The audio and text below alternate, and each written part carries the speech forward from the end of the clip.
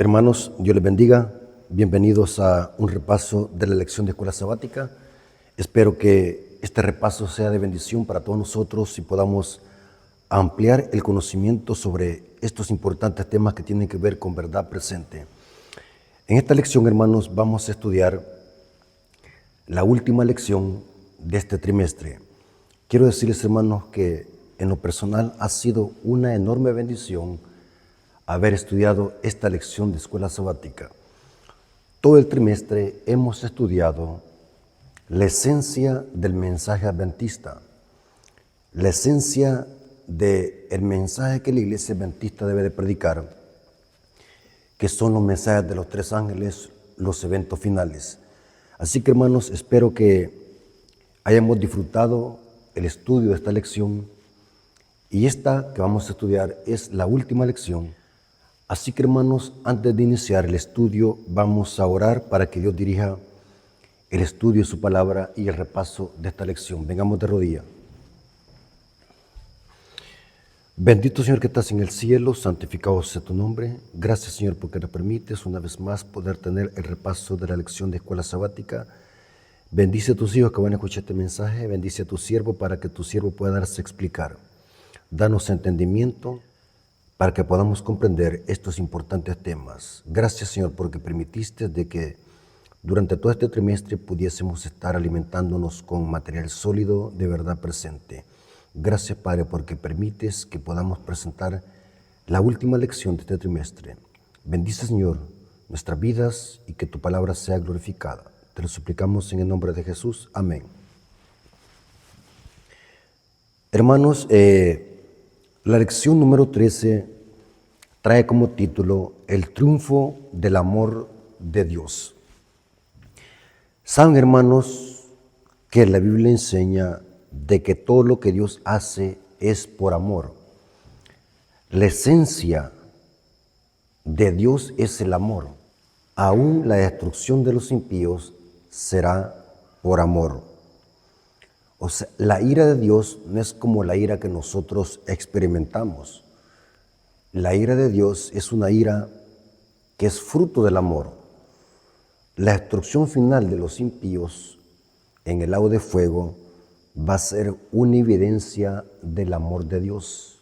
Nuestra mente pecaminosa es difícil razonar esto, pero cuando leemos la Biblia, su justicia y su misericordia son fruto del amor.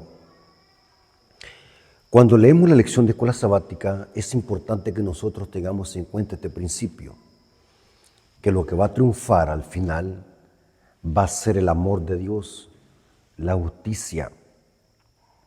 Este conflicto entre el bien y el mal, Dios lo ha permitido que se desate en esta tierra porque Él nos ama, porque Él quiere que nosotros estemos conscientes de que si Él hace algo, lo hace por amor. Es bien importante que entendamos eso. Todo lo que Dios hace es fruto del amor. El versículo para memorizar dice: y oí una gran voz del cielo que decía, el santuario de Dios estará con los hombres y habitará con ellos. Y ellos serán su pueblo, Dios mismo estará con ellos, y seré su Dios, y Dios enjugará toda lágrima de los ojos de ellos. Y no habrá más muerte, ni llanto, ni clamor, ni dolor, porque las primeras cosas pasaron. Hermanos, Dios en su misericordia, en su amor, Dios ha prometido venir por segunda vez y restaurar todo lo que se perdió. Dios en su amor para con nosotros nos ha prometido darnos una recompensa que oído no han oído, ni ojo han visto, que Dios ha preparado para los que le aman, dice el apóstol Pablo. Entonces, es bien importante que nosotros vivamos por fe. Esto nunca lo hemos visto con ojos literales, pero por fe lo creemos. La iglesia en esta tierra vive por fe, basada en estas promesas preciosas que Dios ha prometido para todos aquellos que le aman, porque al final va a triunfar el amor. El mal sobre esta tierra va a terminar. El pecado va a terminar. Es interesante cómo termina el libro Conflicto de los Siglos. En este trimestre hemos estado estudiando las profecías de Daniel y Apocalipsis en relación con el libro Conflicto de los Siglos. Como siempre lo he dicho, hermanos, el libro Conflicto de los Siglos es un comentario de Daniel y Apocalipsis. Los que han leído el libro Conflicto de los Siglos comprenden perfectamente bien las profecías de Daniel y Apocalipsis, profecías historicistas. El libro Conflicto de los Siglos sabe con qué palabra termina.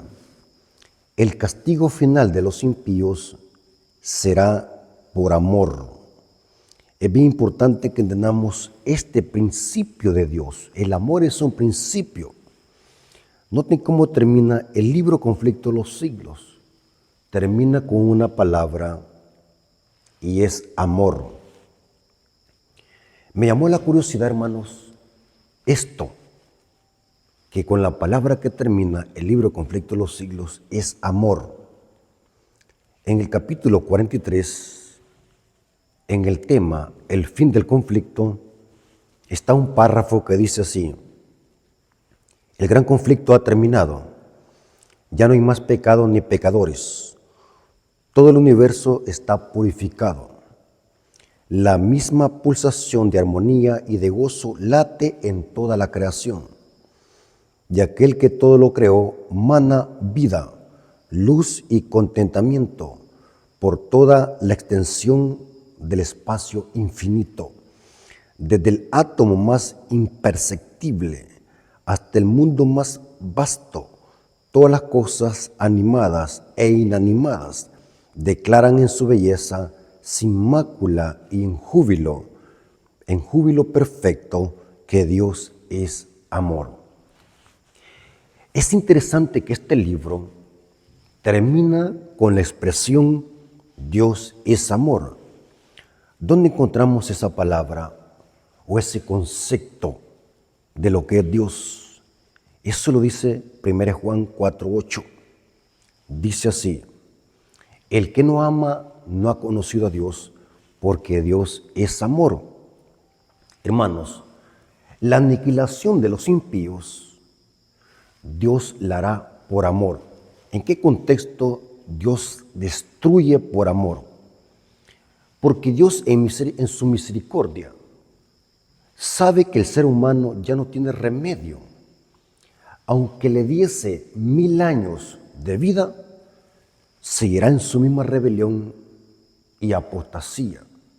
Así que Dios en su misericordia, en lugar de que el ser humano se autodestruya, lo elimina por amor. Esto cuesta razonar para aquellos que creen de que el hecho de que Dios es amor está obligado a salvar a todas sus criaturas. Hay una doctrina, yo le llamo doctrina diabólica porque es antibíblica, la creencia del universalismo, que sostiene de que Dios, por ser amor, a todos nos va a salvar. Inclusive esta creencia sostiene que se va a salvar aún hasta el mismo demonio. Los demonios se van a salvar porque Dios es amor. Esta es una creencia, hermanos, que se enseñó en el medioevo. Es una doctrina que no es nueva. Para algunos quizás es nueva, pero esta es una doctrina muy antigua. La doctrina del universalismo. Actualmente el promotor de esta herejía en el cristianismo moderno es el exadventista Nathanael Baloyes, con otro que se llama Bastián Ángel y otro que se llama, hay varios que están promoviendo esta herejía del universalismo. Pero es interesante que todo lo que Dios hace es por amor, aún la destrucción de los impíos será por amor.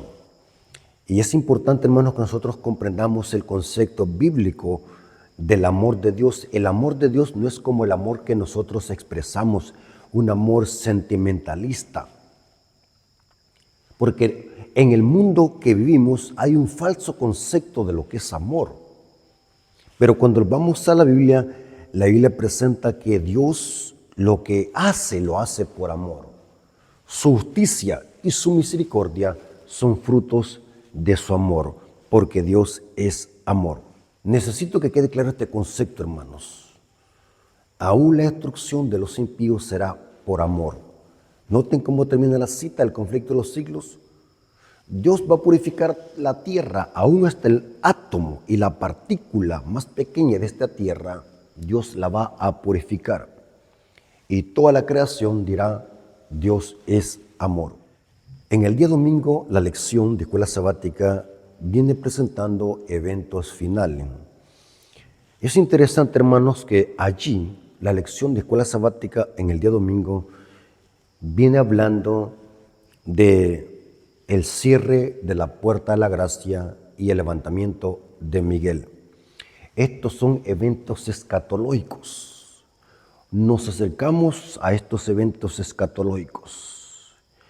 Cuando hablamos de escatología, estamos hablando de la ciencia teológica que estudia eventos finales, ya sea el milenio, la segunda venida de Cristo, las plagas, el sellamiento y el cierre de la puerta de la gracia en relación con el levantamiento de Miguel. Porque según la profecía, primero ocurre el sellamiento, se termina la proclamación de los mensajes de los tres ángeles, se cierra la puerta de la gracia, se levanta Miguel, empiezan a caer las plagas y empieza el tiempo de angustia de Jacob. Los adventistas del séptimo día tenemos que conocer perfectamente bien la secuencia de orden cronológico de los eventos escatológicos. Hay un cierre de la puerta de la gracia. Ese es un evento escatológico. Y para ese evento tenemos que estar preparados. Cristo contó una parábola o relató una parábola de las 10 vírgenes en relación a la preparación de la iglesia para cuando suceda el cierre de la puerta de la gracia. Mateo 25:10. Apocalipsis 22:11 nos habla que cuando se cierre la puerta de misericordia para este planeta, se van a pronunciar unas palabras. Estas palabras las encontramos en Apocalipsis 22:11.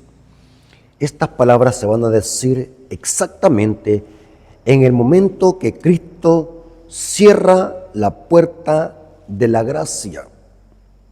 Noten cómo dice Apocalipsis 22:11. Y dice así. Noten, hermanos, cómo dice. El que es injusto, sea injusto todavía. El que es inmundo, sea inmundo todavía. Y el que es justo, practique la justicia todavía. Y el que es santo, santifíquese todavía. Porque la puerta de la gracia se habrá cerrado y Cristo habrá salido del lugar santísimo del santuario. Es bien importante, hermanos, que nosotros tenemos que estar velando para ese tiempo que va a venir como ladrón a la medianoche. El modismo, venir como ladrón a la medianoche, Cristo lo relató en el contexto del cierre de la puerta de la gracia. Eso lo dice Mateo 24, 37 al 40. Es interesante que según la profecía, Cristo está ministrando en el santuario celestial. Pero vendrá un momento donde saldrá de ese ministerio y dejará de interceder sobre su pueblo. Y cuando salga el lugar santísimo, empezarán a caer las plagas sobre esta tierra. Esto lo dice Apocalipsis 15, versículo 8. Dice así. Apocalipsis 15, 8 nos habla de este momento en que se cierra la puerta de la gracia y empiezan a caer las plagas. Y el templo se llenó de humo por la gloria de Dios y por su poder. Y nadie podía entrar en el templo hasta que se hubiesen cumplido las 7 plagas de los 7 ángeles. Este aspecto teológico o escatológico está asociado con el levantamiento de Miguel. Daniel 12:1 dice así: porque el levantamiento de Miguel es una serie de eventos. El cierre de la puerta de la gracia, termina la voz del Cordero, se completa el sellamiento, Cristo liberta a su pueblo con el terremoto de la séptima plaga de Apocalipsis 16, 17 al 18. O sea, la liberación del pueblo de Dios la encontramos en el evento escatológico del levantamiento de Miguel. O sea, el levantamiento de Miguel es un suceso de eventos, no solamente un evento. ¿Me doy a entender? Se cierra la puerta de la gracia, Miguel se levanta, pero antes de levantarse y cerrar la puerta de la gracia del lugar santísimo, Cristo se cambia de vestiduras de las sacerdotales a las reales. Ese evento se le llama la boda del Cordero. El cambio de ropa, porque según la Biblia, el libro de Hebreos dice que Cristo está ministrando como nuestro sumo sacerdote en el santuario celestial. Él es el sacerdote según el orden de Melquisedec. Y ustedes saben de que los sacerdotes en el santuario cómo eran vestidos, con efod, con mitra, con pectoral, con las 12 piedras que representaban a los 12 hijos de Jacob, con el Urín y el Tumín, otras 2 piedras que resaltaban en los lados superiores del pectoral.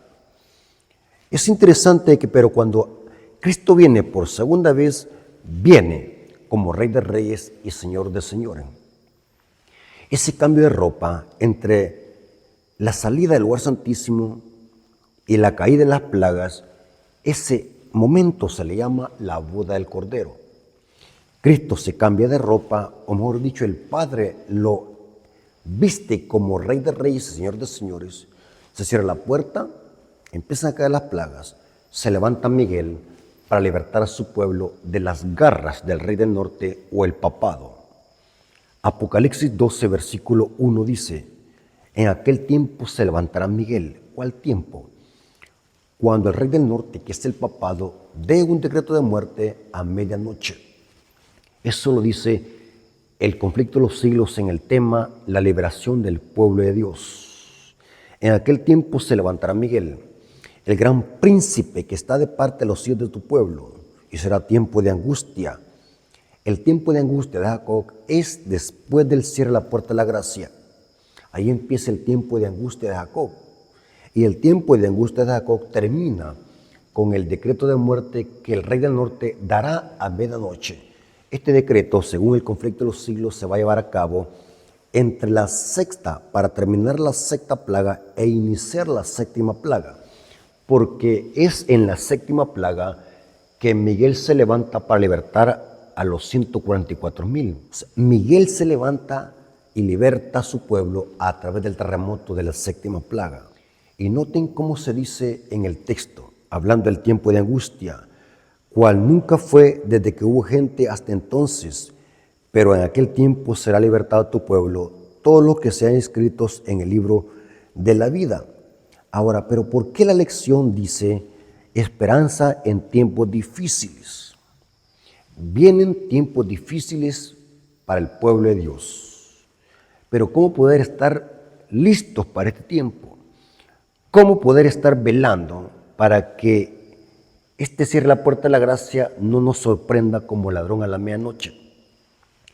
Hay un interludio en Apocalipsis 16:15 que me llama la atención. Apocalipsis 16:15 es un interludio y dice: he aquí yo vengo como ladrón.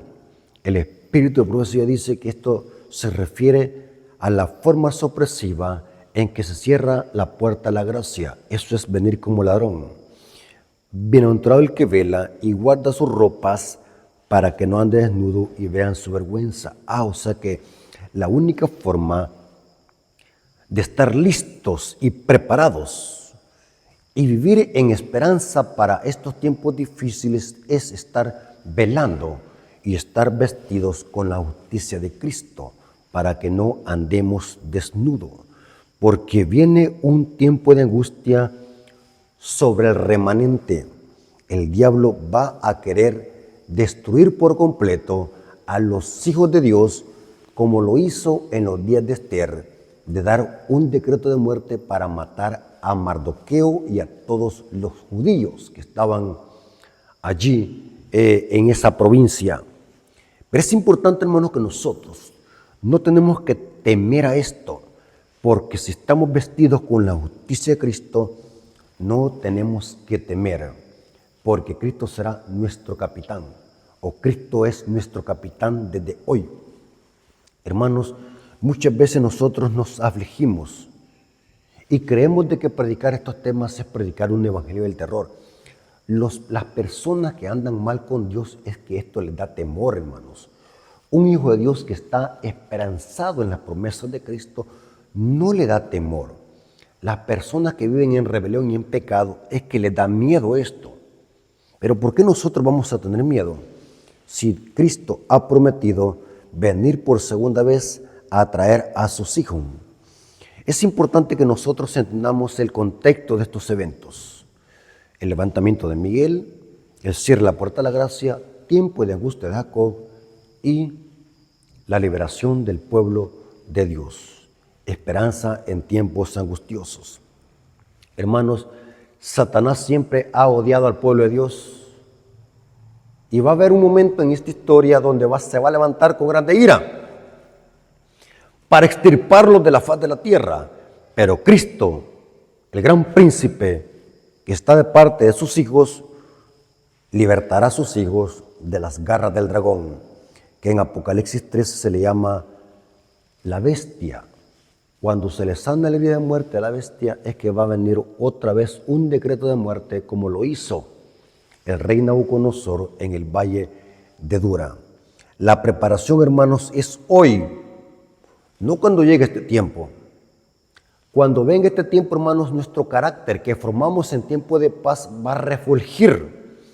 Hoy que estamos en tiempo de paz debemos de formar ese carácter a semejanza al carácter de Cristo. Hermanos, yo explicaba esto en la lección de escuela sabática el sábado en la mañana y les decía a los hermanos, si hoy que estamos en tiempo de paz somos haraganes, venimos tarde a la iglesia, no estudiamos la Biblia, no los queremos ni congregar, venimos a la iglesia cuando nos da la gana, cae una media llovizna, los quedamos en nuestra casa. O sea, hemos caído en una apostasía y una tibieza crónica. Y eso es que estamos en tiempo de paz. Imaginémonos, hermanos, cuando venga esta crisis. Y esto, hermanos, no lo podemos pasar por alto. Esto se va a cumplir al pie de la letra. La historia se volverá a cumplir. Por eso, hermanos, debemos de tener esperanza en tiempos difíciles. Pero hoy es el momento donde debemos de prepararnos y trabajar en nuestro carácter, para que nuestro carácter se parezca al de Cristo, porque es lo único que nos va a proteger en el tiempo de angustia, estar protegidos con la justicia de Cristo. Interesante. El día lunes nos viene hablando esperanza en el pronto regreso de Jesús. Somos adventistas del séptimo día y esperamos la venida de Cristo audible, visible y mundial. Los adventistas no creemos en la doctrina jesuita del rapto secreto. Nuestra esperanza se basa en el retorno de Jesús cuando se manifieste por segunda vez. Esa es nuestra esperanza. Por eso nos llamamos adventistas del séptimo día. Noten lo que dice Pablo en Tito 2:13.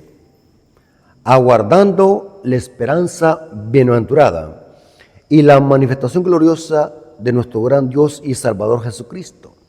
Noten que la venida de Cristo es una de las mayores promesas dadas al pueblo de Dios. Cristo ha prometido venir por segunda vez y esa es la esperanza que nos motiva a nosotros a seguir en este camino, porque la palabra de Dios dice que el que persevera hasta el fin será salvo.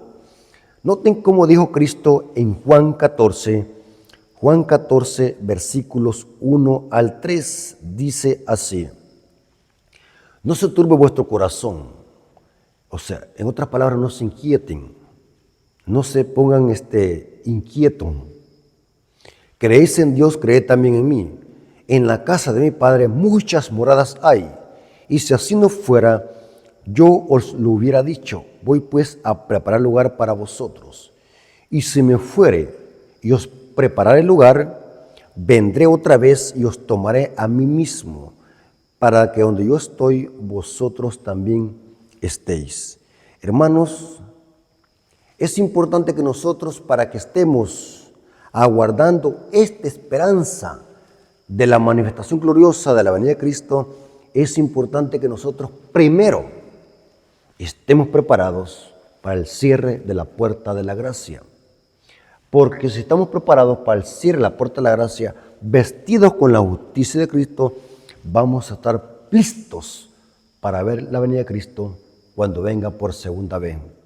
Por eso, hermanos, hay una secuencia de orden escatológico de los eventos finales. Primero se cierra la puerta de la gracia, caen las plagas y Cristo viene por segunda vez.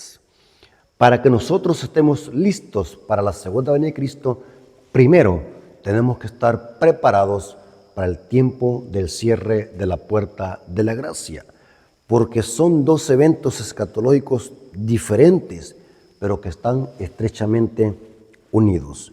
Cristo ha prometido venir por segunda vez a esta tierra. Dice aquí el comentario de la lección del día lunes, dice: las palabras de Jesús, no se turbe su corazón o nuestro corazón, son su garantía de que nunca nos abandonará. O sea, Él ha prometido venir y vendrá. No importa que la gente se burle, no importa que la gente rechace esta promesa, nosotros tenemos que estar basados en esta promesa. Tenemos que creer por fe en esta promesa, porque si Él lo dijo, es que va a volver por segunda vez para llevarnos a casa. Este mundo no es nuestro.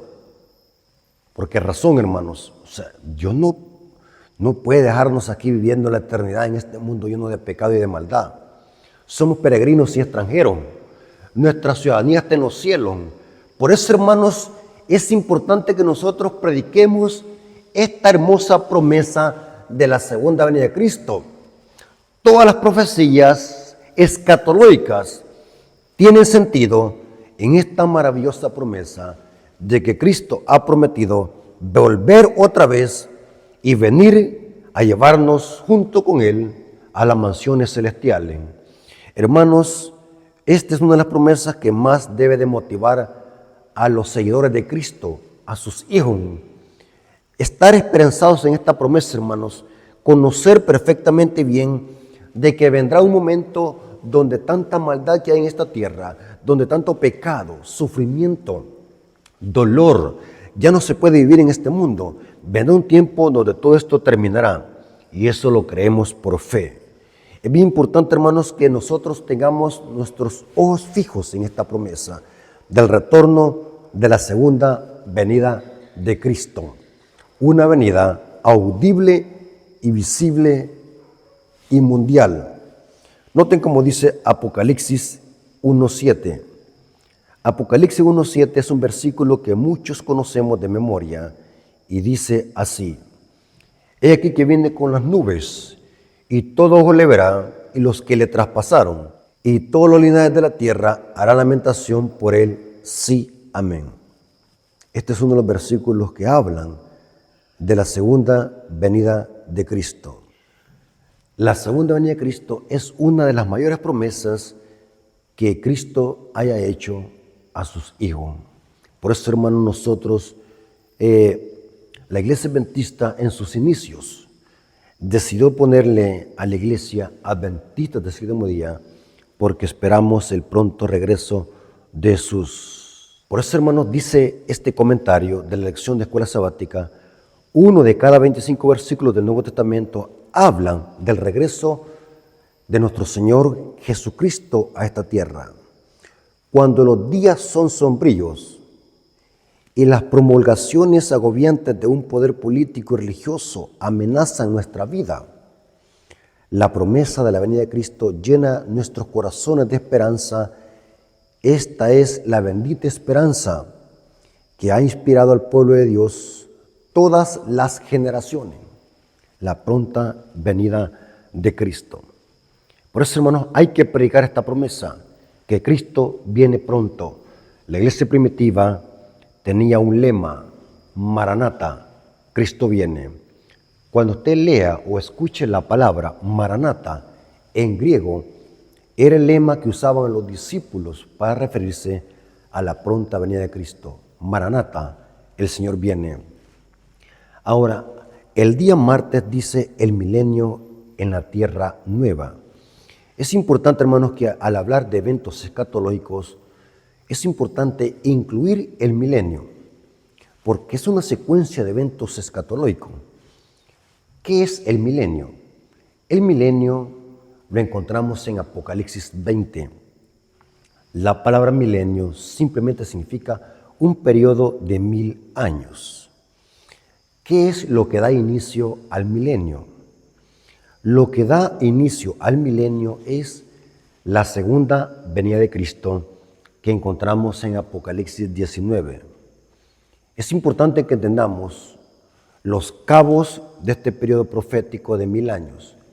Lo que da inicio a este periodo profético de 1000 años es la segunda venida de Cristo que encontramos en Apocalipsis 19.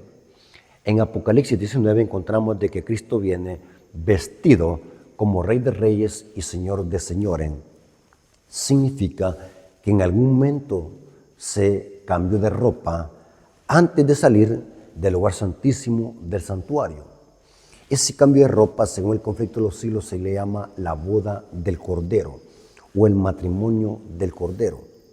Hermanos, los 1000 años es el periodo de tiempo donde la tierra quedará desordenada y vacía, porque las plagas hicieron que esta tierra quedara en el mismo estado como estaba al principio, desordenada y vacía. Este planeta Tierra, desordenado y vacío, será la guarida del diablo y su demonio durante 1000 años. Eso lo dice Isaías 24. Las plagas van a destruir la tierra por completo. Y esta tierra va a ser un gran abismo. Va a ser el destierro de Azazel. En el santuario terrenal, la tipología era de que Azazel, que representa al diablo, era desterrado en el desierto. Azazel representa el destierro del diablo durante los 1000 años. El diablo va a vivir en esta tierra desordenada y vacía por 1000 años. Los impíos van a estar muertos y los justos están en el cielo con Cristo, celebrando la cena de boda del Cordero. O sea que el diablo aquí va a estar solo junto con su demonio. No va a haber nadie a quien engañar.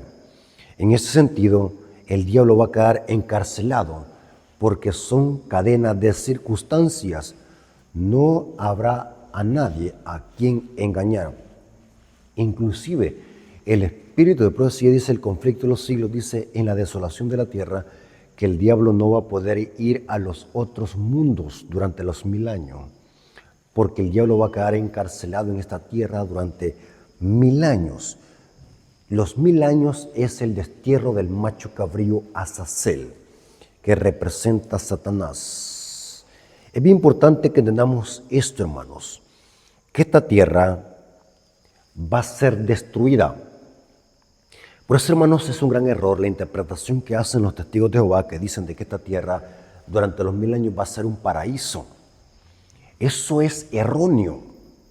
Tanto Isaías como Jeremías profetizan en una profecía de doble referencia cómo esta tierra va a quedar destruida por completo, va a ser un gran abismo como al principio, inclusive allí la lección viene hablando que la tierra va a quedar como un gran abismo. La palabra abismo en el griego es abusos. Esto se puede usar como referencia a un hoyo, a un gran hoyo, pero también usando la tipología del santuario, el gran abismo es la tierra, que va a ser como un hoyo, un gran abismo oscuro, desordenado. No va a haber luz, eso lo dice Jeremías. Hay muchas referencias donde la Biblia enseña de que el gran abismo va a ser este planeta Tierra. La Tierra va a quedar en un estado caótico, inhóspito, terrible, porque la Tierra va a quedar destruida por las plagas. Es interesante, hermanos, que tanto el apóstol Pedro dice que los elementos de la tierra serán reducidos a ceniza, porque esta tierra va a ser el lago de fuego después de los 1000 años. Porque después de los 1000 años es que resucitan los impíos para ser aniquilados. Por eso, hermanos, debemos de entender de que el milenio es un periodo escatológico de 1000 años, donde los redimidos estarán en el cielo, el diablo va a estar encarcelado en la tierra y los impíos en el sepulcro, porque legalmente los impíos tienen que resucitar hasta después de los 1000 años en la segunda resurrección. Tanto Jeremías 4, 23 al 26 e Isaías 24, 1 al 6 hablan de cómo la tierra permanecerá durante los 1000 años. Y esto, hermanos, solo lo podemos entender a la luz del santuario. Los 1000 años es el destierro de Azazel. Por lo tanto, hermanos, cuando analizamos estos eventos escatológicos tenemos que entender otro evento escatológico. El día miércoles viene hablando del juicio en el milenio. ¿A qué se refiere el juicio durante el milenio?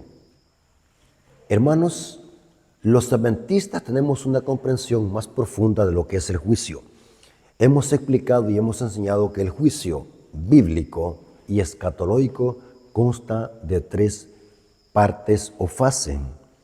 El juicio preadvenimiento que se hace en el cielo antes de la venida de Cristo, que menciona Apocalipsis 14:7.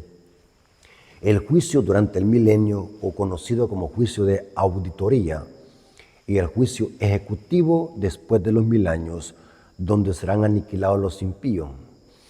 Vemos de que en Apocalipsis 24 se habla de un juicio durante el milenio. O sea, basándonos en esta cita de Apocalipsis 24 al 6, notamos de que los redimidos irán al cielo durante los 1000 años a 2 cosas: a celebrar la cena de boda del Cordero y examinar los libros celestiales, el por qué alguien no está allí. Ahí se va a descubrir que esta persona no confesó su pecado y se perdió. O sea, Dios le va a dar el privilegio a los redimidos para que examinen esos registros durante los 1000 años. Y en ese contexto se va a cumplir lo que dice el apóstol Pablo en 1 Corintios capítulo 6, versículos 1 y 2, dice así. 1 Corintios capítulo 6, versículos 1 y 2. ¿Osa alguno de vosotros, cuando tiene algo contra otro, ir a juicio delante de los injustos y no delante de los santos? ¿O no sabéis que los santos han de juzgar al mundo? Y si el mundo ha de ser juzgado por vosotros, ¿sois indignos de juzgar cosas muy pequeñas? ¿O no sabéis que hemos de juzgar a los ángeles? ¿Cuánto más las cosas de esta vida? Esta es una referencia a lo que harán los redimidos durante los 1000 años. Van a examinar los registros celestiales y se les va el privilegio. ¿Por qué un hermano que se aparentaba ser fiel en la iglesia se perdió? ¿Qué pasó? Y Dios va a dar el privilegio a los redimidos de que examinen esos libros y que comprueben por qué alguien se perdió.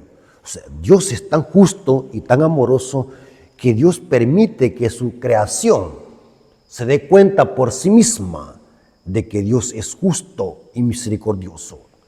En Apocalipsis 24 se habla de este juicio de auditoría.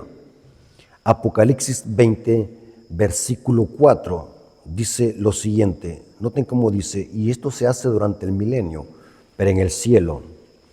Y vi tronos y se sentaron sobre ellos los que recibieron facultad de juzgar. Y vi las almas de los decapitados por causa del testimonio de Jesús y por la palabra de Dios. Y los que no habían adorado a la bestia ni a su imagen, y que no recibieron la marca en sus frentes ni en sus manos, y vivieron y reinaron con Cristo 1000 años. Pero dice que se les dio la facultad de juzgar. ¿En qué sentido? Van a ver ellos por sí mismos los libros celestiales. Eso se le conoce el juicio de auditoría. No sé si me doy a explicar con esa palabra. Dios no necesita convencer a alguien de que Dios es justo. El juicio no es para informarse Dios. Dios hace este procedimiento porque quiere demostrarle a la creación, a los ángeles, a los hombres, a los habitantes de los mundos no caídos y aún hasta el mismo demonio, que Dios es justo y misericordioso. Y al final, ese canto de victoria que dice Apocalipsis 15, que lo cantarán los 144,000, pero no solo los 144,000. Dice el conflicto de los siglos de que el diablo lo va a cantar junto con los impíos. Los impíos, después de ver las imágenes panorámicas donde Dios les muestre su rebelión y su apostasía, ellos al final dirán: justos y verdaderos son tus juicios, oh Señor de los cielos, ¿quién no te temerá? Tú eres justo. El diablo va a confesar con su boca de que Dios es justo, y lo que hará en ese instante es porque Él es justo y misericordioso. Por eso, hermanos, este procedimiento de examinar los libros celestiales es por amor que lo muestra su creación. Inclusive, después de los 1000 años vamos a ver de que va a haber un juicio ejecutivo, el juicio del gran trono blanco que menciona Apocalipsis 20, 11 al 15. Allí Dios les va a mostrar a los impíos sus propios registros que no se encuentran allí en los libros celestiales, especialmente en el libro de la vida. Por eso es que dice: y el que no se halló escrito en el libro de la vida fue lanzado al lago de fuego. Apocalipsis 20:15. O sea, Dios muestra a su creación los registros celestiales. Y durante los 1000 años vemos un juicio de auditoría. Por eso es que se le conoce el juicio durante el milenio. Muy interesante esto, hermanos, que nosotros podamos entender este punto. Dice aquel comentario de la lección: durante 1000 años Satanás no ha tenido a nadie a quien tentar ni engañar. Lógico, los redimidos en el cielo desarrollando el juicio y examinando los libros celestiales, y los impíos muertos en la tierra. O sea, no va a haber a nadie a quien engañar. En ese sentido, el diablo está atado.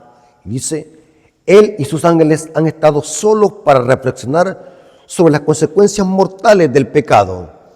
Y al final del milenio, los impíos muertos resucitan para enfrentar el juicio y recibir su recompensa final.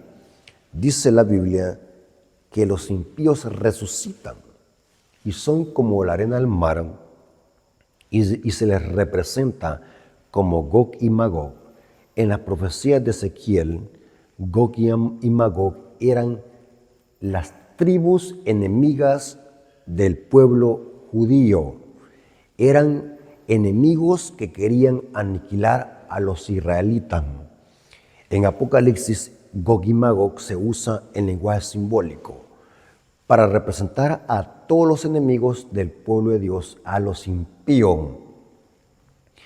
Los impíos, junto con los demonios, representan a Gog y a Magog, que van a resucitar después de los 1000 años para ser aniquilados.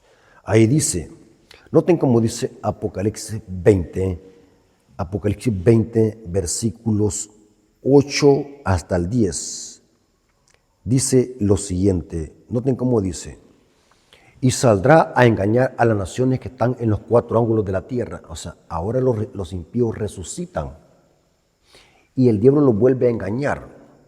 Y saldrá a engañar a las naciones que están en los cuatro ángulos de la tierra, Gog y Magog, a fin de reunirlos para la batalla, su número de los cuales es como la arena del mar. Aquí Gog y Magog se usa en lenguaje simbólico para referirse a los impíos. Dice el conflicto de los siglos que los que resucitan son generales, papas, generales, Nerón, hombres tiranos, expertos en hacer armas de guerra. Dice que hacen armas para luchar contra Cristo, contra los redimidos y para poder conquistar la Nueva Jerusalén. Noten que la gente que resucita después de los 1000 años son como la arena del mar. ¿Saben qué significa eso?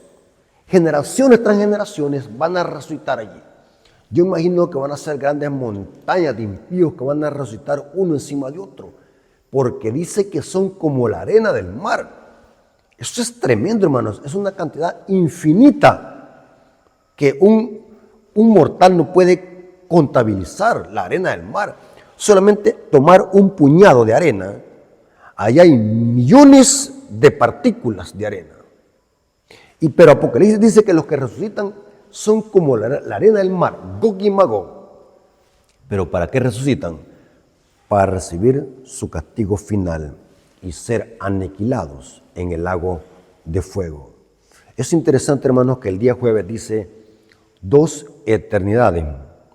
Hermanos y amigos, la Biblia presenta 2 eternidades o 2 destinos eternos: vida eterna y muerte eterna. Ahora bien, en el juicio se decide nuestro destino eterno.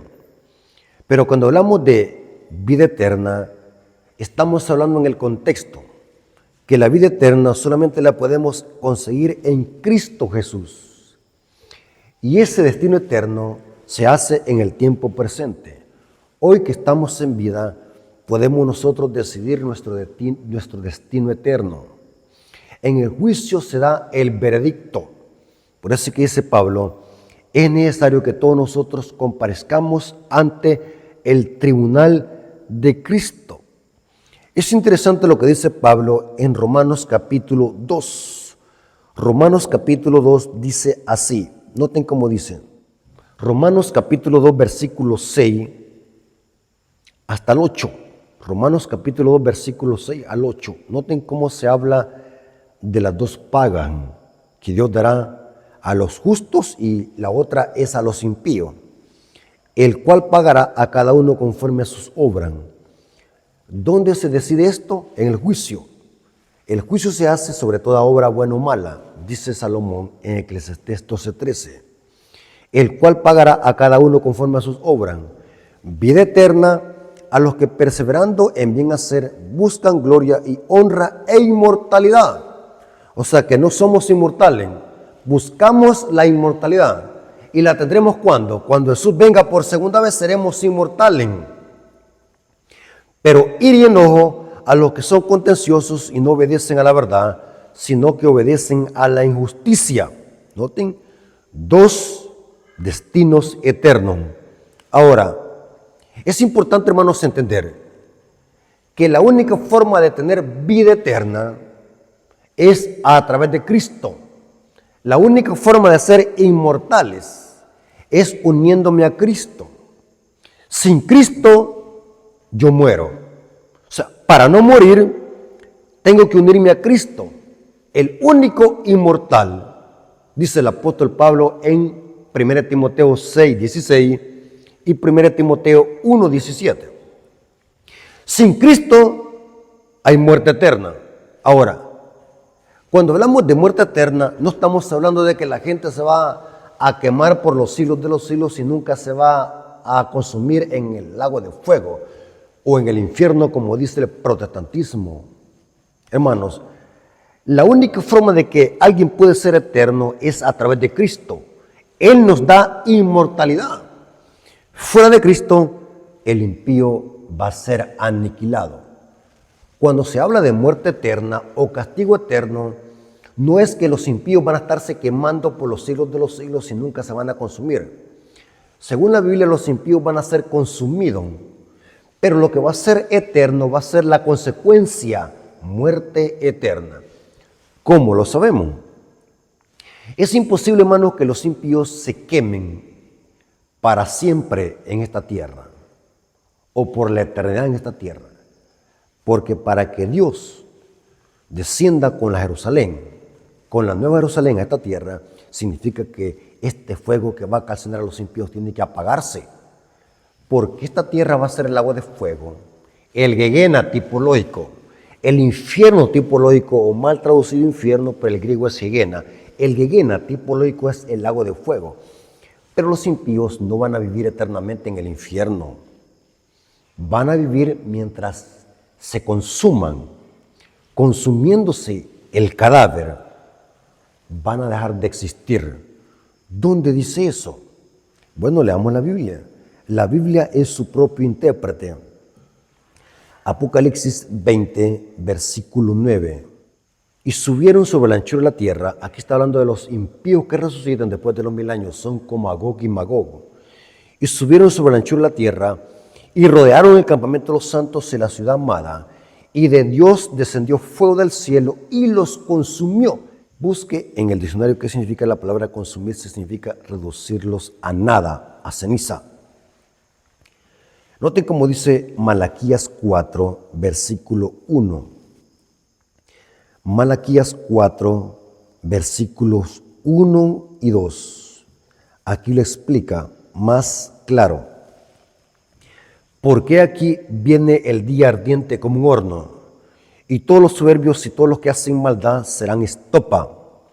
Aquel día que vendrá los abrazará, ha dicho Jehová de los ejércitos, y no dejará raíz ni rama. O sea que el fuego no se apagará mientras haya algo que consumir.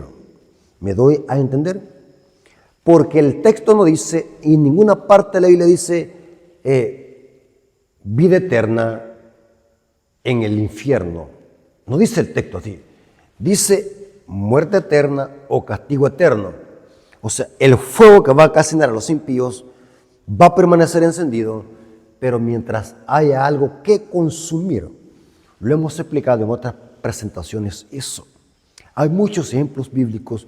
Lo importante es que nosotros podamos entender el modismo, en qué forma los profetas y los apóstoles escribían para hablar del castigo final de los impíos. Noten esta otra referencia bíblica que nos presenta esto. Isaías 33, versículo 12 en adelante. Isaías 33, versículo 12 en adelante dice: y los pueblos serán como cal quemada, como espinos cortados serán quemados con fuego. Oí lo que está lejos, lo que he hecho, y vosotros lo que estáis cerca, conoced mi poder. Los pecadores se sobraron en Sión, espanto sobrecogió a los hipócritas. ¿Quién de nosotros morará en el fuego consumidor? No son los impíos, porque los impíos van a ser reducidos a ceniza. Entonces, para no quemarse, ¿quiénes son los únicos que no van a poder quemarse y poder vivir con Dios, que es el fuego consumidor? Los justos. O sea, el concepto bíblico es al revés como lo interpreta el protestantismo. El protestantismo dice que los impíos van a morar en el fuego eterno, pero según la Biblia los impíos no pueden morar en el fuego eterno porque van a ser reducidos a ceniza.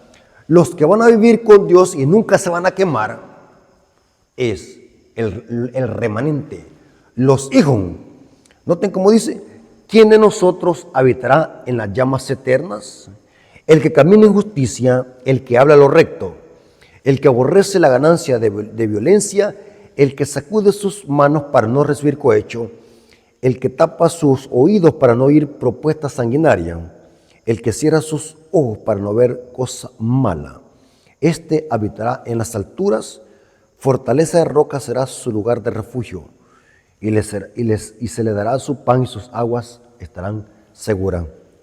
Hermanos, el concepto evangélico de una destrucción de los impíos, de que van a quemarse por la eternidad y nunca se van a calcinar, es una creencia netamente griega que está acompañada de la herejía de que el alma es inmortal. El mejor ejemplo, hermanos, para entender este punto, hermanos, es el ejemplo de Sodoma y Gomorra.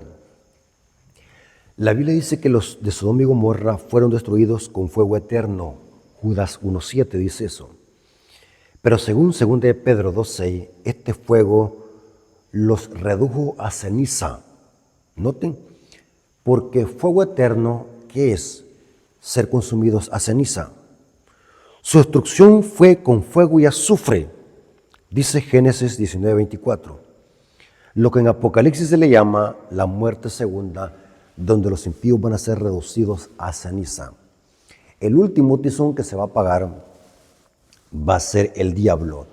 Eso significa no quedará raíz ni rama. La raíz es el diablo y las ramas son los impíos. Ustedes saben de que lo que se quema más ligero es la rama. El tronco le cuesta más quemarse, pero cuando termine de quemarse quedará solamente ceniza. Así será con los impíos. Los que van a vivir eternamente con Cristo en las mansiones celestiales, en las llamas eternas, que es Dios, el fuego consumidor, serán los redimidos, que nunca se quemarán. ¿Se acuerdan, hermanos, que cuando Moisés llegó a la zarza ardiendo, dice que ardía, pero no se consumía? Porque la única forma de que podamos nosotros estar delante de la presencia de Dios y no quemarnos con ese fuego, que es la gloria de Dios, es únicamente teniendo el carácter de Cristo y viviendo en santidad. ¿Por qué los 3 hebreos no se pudieron quemar en el horno de fuego, que ardía 7 veces? Dice Daniel capítulo 3. Porque los 3 hebreos reflejaban santidad. Por lo tanto, los impíos no pueden vivir en el fuego de Dios, porque ese fuego que va a consumir a los impíos viene de Dios. Los impíos no pueden vivir en el fuego, van a ser calcinados. Así como fue calcinado Nadab y Abiú, dice que fueron consumidos por entrar en pecado en el santuario. Noten, los impíos van a ser calcinados así como fue calcinada Sodoma y Gomorra, porque Sodoma y Gomorra, dice Judas 1.7, que ha sido puesto como ejemplo. El verdadero infierno que malinterprete el protestantismo será el lago de fuego. Esta tierra va a ser un lago de fuego. Pero vendrá un momento donde se terminarán de consumir los impíos. Se apagará el fuego. Es donde Dios después va a hacer un cielo nuevo y una tierra nueva, donde la justicia y la misericordia reinarán. Hermanos, Dios les bendiga. Espero que este repaso de la lección haya servido para que podamos ampliar el conocimiento sobre este tema. Así que la honra y la gloria haya sido para nuestro Dios. Vamos a orar para darle gracias a nuestro Dios. Vengamos de rodillas. Bendito Señor que estás en el cielo, santificado sea tu nombre. Gracias por este repaso de la lección.